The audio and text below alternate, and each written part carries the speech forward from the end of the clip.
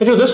Sundarsen was a professor of corporate responsibility at a premium management institution. As a requirement of his course, students had to synthesize sustainability challenges faced by thermal power companies and submit an assignment on them.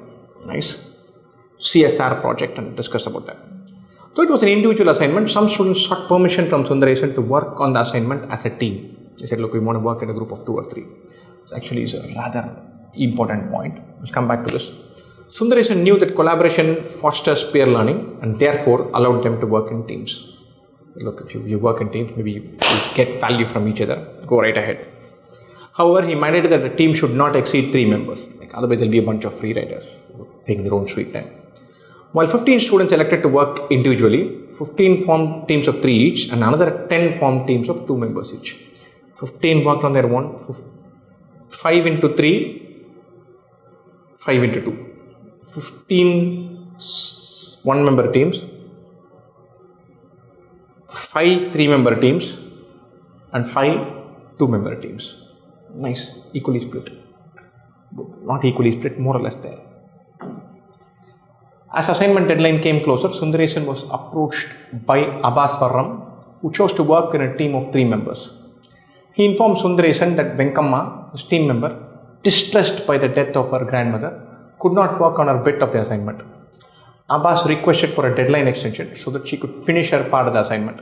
By then, many students who were working alone had already submitted their assignments. So, this is a question which I got caught in rather badly because I didn't take in all the information really well. And a bunch of things that are very important. Several students have already submitted.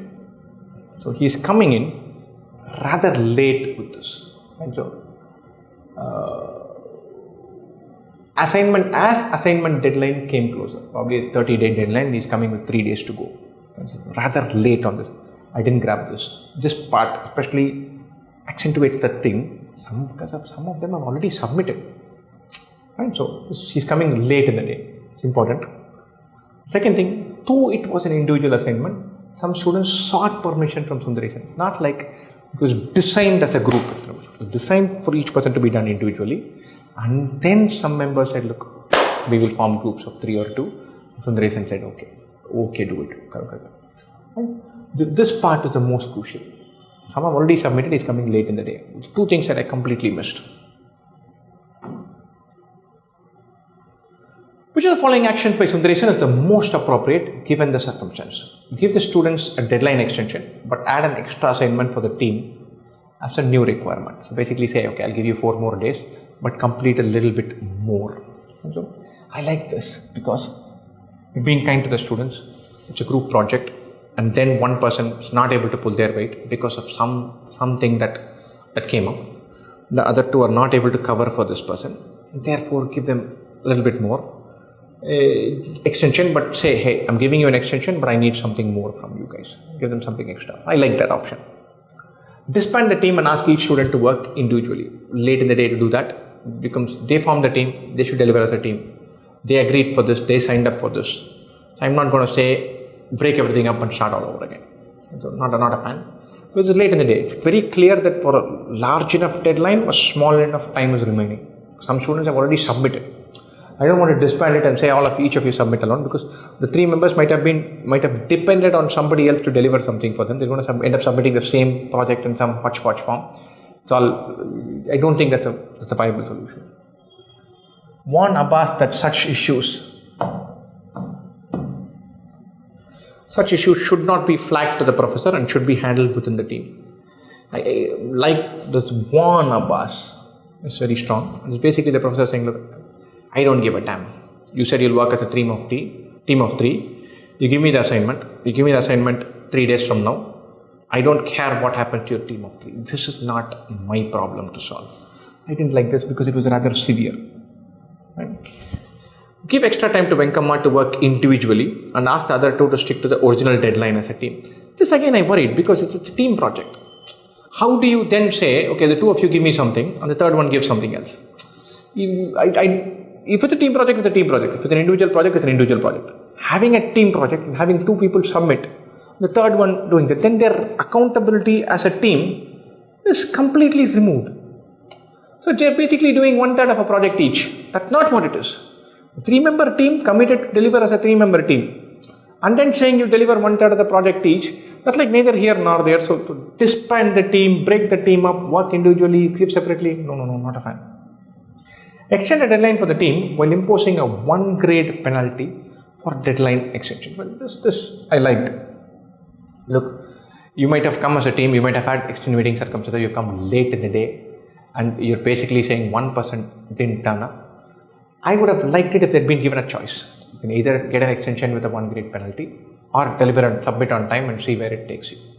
And so, a 1 grade penalty for the deadline extension seems a trade-off. Some people have already submitted. If I gave them an extension, I'm being unfair to the bunch of people who have already submitted. People who have done the job all on their own, completed it, delivered it. As it is a group of 3 project, is some leeway granted by the professor to some students. They're a group of 3. And then you are giving them an extra leeway. So there should be some strings attached to it. The 1 grade penalty seems alright. Instead of a B, you'll get a C. Instead of an A, you'll get a B. So whatever grade you would have otherwise got, -1 is what you will get. So this seemed fair. So for me, it was between A and E. But then, on second reading and noticing this, the answer actually turned out to be C. Then, in hindsight, after having seen the answer, I was rather convinced that this should work, because these guys wanted a team of 3. These guys committed to it. This guy has come very late, very clear. It's an assignment deadline approach. And then he's saying one of them couldn't contribute. So one way is turning up very late and throwing one teammate under the bus and saying that's why they can't deliver. The professor has no obligation to be considerate towards this. No need. 3 people, 1 person is not turning up. The other 2 of you maintain. You form the 3-member team. Deliver it to me. It's a 3-member team. I gave individual assignments. You put this lid on top of yourself and saying, look, treat all 3 of us together. And then you come back and say, the 3 of us are not together. It's not a group assignment where I designed the team members and A was saddled with B and K. No. You guys told me that instead of doing it individually, we'll do it as a group of 3. Then you face up to whatever you want to face up to. You cannot come back to me and say this group of 3 is not working because 1 person is in trouble. If there were severe extenuating circumstances, I will think about it, provided I was given this information well in advance. Some people have submitted it. It's very unfair to give leeway. It is submitted, and not likely that some submitted in day 1. They have accounted for their thing, they have submitted that individually, they've completed it and given it up, given to him. So there is some mechanism by which others have been able to manage their time, team, everything. And so there is no obligation from the professor to provide any extra leeway to them. And so this deadline extension and an extra assignment, no, why? Cut it 1 grade and say extend the deadline. Why? I have my coursework, I have my plan. You 3 of you committed to saying you will do this. On the 2 days to go on a 20-day project, you're coming and telling me that one of the people was not ready. That's your problem, not mine. This is actually correct. I was very considerate and kind, and I thought, hey, maybe one of these 2 will work. There is no obligation from the professor to say, okay, I'll go the extra mile because you are struggling. No. For a team that you formed, 3 of you will form a team and you will deliver. You committed to this. You created the idea of a team when I said it was an individual assignment. And then there is an extenuating circumstance, you cover for it. There are 3 of you. 1 person has an extenuating circumstance, the other 2 cover because it's the team that you formed. You come very late in the day, no chance. It skips. If I give them an extension, then I have to, it is extra burden for me. I'll have to grade all of these papers, then see their paper after 4 days, then grade everything, give the grades. No, I don't want to do that. Give them an extension, give them a new requirement, I'll have to correct all that. No obligation. These are the rules, stick by it. Don't come and talk to me. It is actually very reasonable that the professor goes for this option.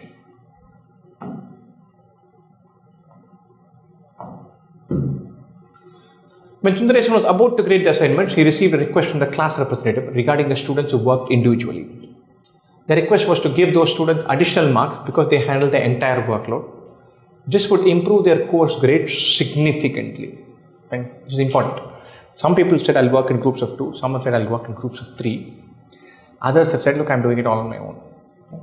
As a professor, I can account for the fact that a group of 3 project should be slightly better than a group of 1-person project or 2-person project. A group of 2 should be slightly better than a group of 1.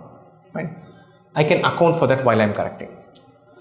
But it's also important that individually the guys who submitted, they can feel aggrieved. What they delivered, all the work end to end they did, but these groups of 2 or 3 fellows had some leeway.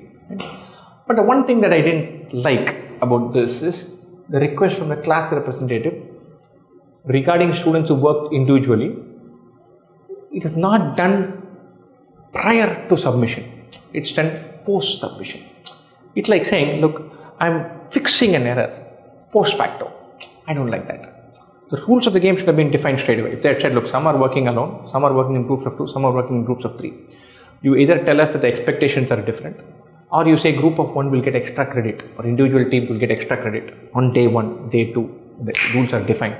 Very happy. This is a legitimate claim if it is done pre-submission, way pre-submission. So I need to have a choice. Shall I work individually, take everything on myself and get extra credit? Work in a group of 2 or 3, hide somewhere, don't do everything all on my own and take a hit. Then it's a choice that people are given and they make it.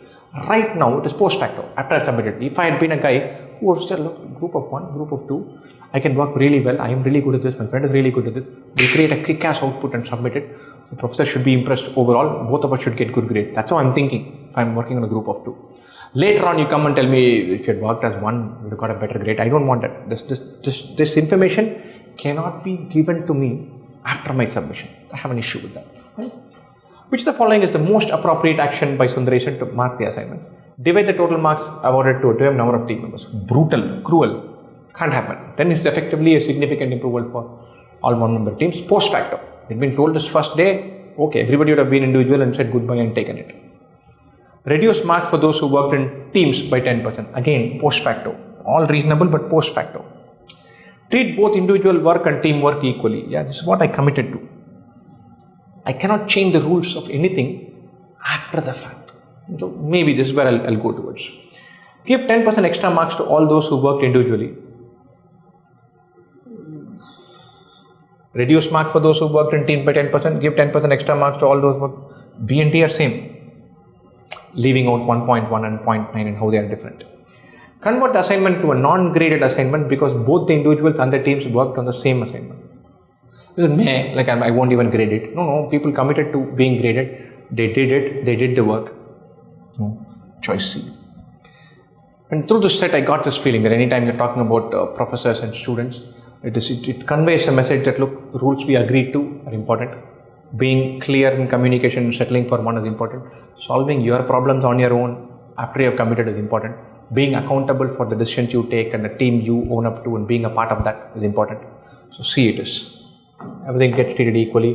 No changing stuff later on. Sundarsen was going through the submitted assignments. Team 9 with 3 members had impressive exhibits and charts. Later he discovered that Team 13 with 3 members also had the same exhibits and charts. Very interesting.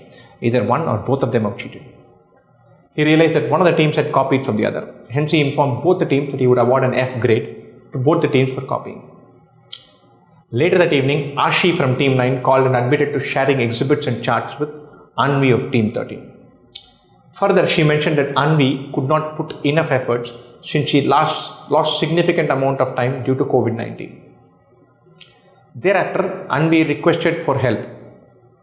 However, Anvi assured Ashi that she would not reproduce the shared content. Ashi requested Sundarsen to punish her and Anvi and spare others as they were not involved. Thank you. Beautiful question. Thank you. Beautiful question. Who shares blame? How should blame be apportioned? Is it only Ashi's fault for being stupid enough to share a chart? It's only Anvi's fault for saying I'll just copy and reproduce the whole thing. Are the others culpable? The 2 members of this team, 2 members of that team. Right? Which of the following action by Sundarsen is the most appropriate? Punish both the teams by giving F grades. I'm not going to go into this part of who copied from whom. I found 2 reports being replicas of each other. One of you, either both of you have worked together, corroboration, both are crappy, both get F. X has copied from Y. X has copied, unethical, 0. Y has been naive enough to share and let this copying happen, unethical, 0. If it is found out that X copied from Y without their knowledge, then we have a case. I mean, Y has submitted, X has done some backdoor stealing thing, some corporate espionage level stuff. That's not what has happened. One group is unethical, other group is stupid enough to allow unethical stuff. Therefore, both get F grades. I'm not getting into this debate. One option. So an option to be considered, but super cruel. Award an F grade to both Ashi and Anvi and spare others. And so basically saying, look, you two are responsible. You two did this. You two have confessed. So I'm letting the others go. And so again, reasonable. Because they have come here and confessed this. And others are not to blame. Ashi has shared it with Anvi. She has copied without being careful about it. They've come out and said, look, only we did this. Others had no role to play. Ask both the teams to work on an extra assignment to avoid an F grade. This is fine, but this is kind of like condoning copying, and B schools are super severe in it. And so sometimes I get stunned when I see the standards outside of academia. Sometimes I get standards seen in academia outside of college settings. And this might come as news. Colleges are super brutal about plagiarism. And outside, people are not. People willy-nilly copy content and do all kinds of bullshit. And so I get stunned. We've been at the wrong end of the stick on plagiarism. I have rather strong views on this. But content is sacrosanct. What you do is very clear. So this seems like you're condoning this. And maybe even the real world will do it, not academia. Not academia. You can't say, look, I copied, but hey, we'll do one more assignment and let's pretend we didn't copy. No. You can't pretend we didn't copy. It's not a mistake. It's not a shoddy report. It's a transgression. It's a crossing a line. Right?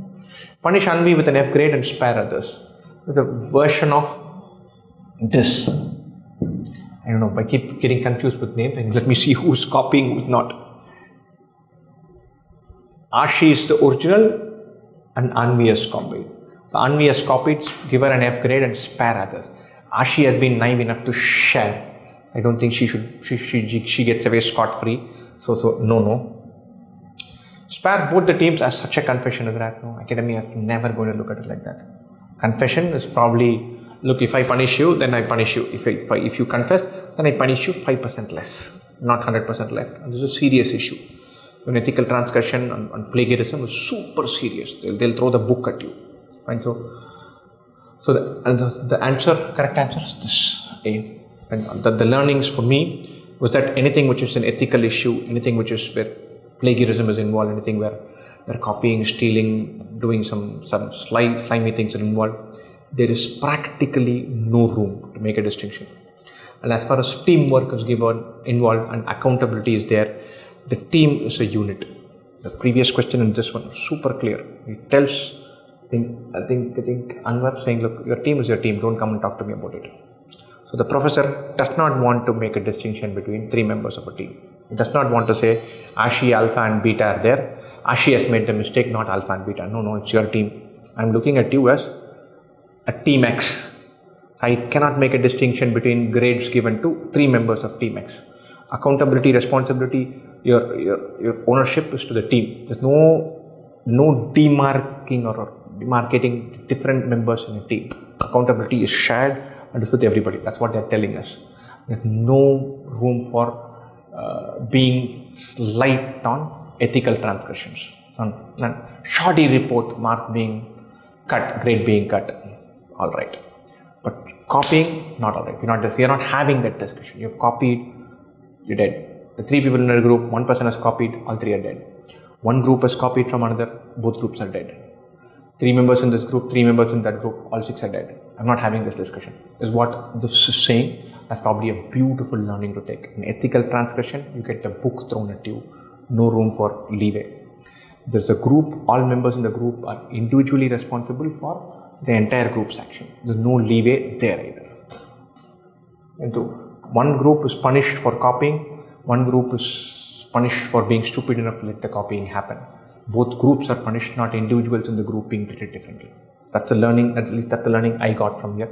Therefore, I wanted to put this seat in because that takeaway is crystal clear. Ethical transgression, no leeway whatsoever. Group being held responsible, no distinction between different members in a group. You're a group, you live and die as a group.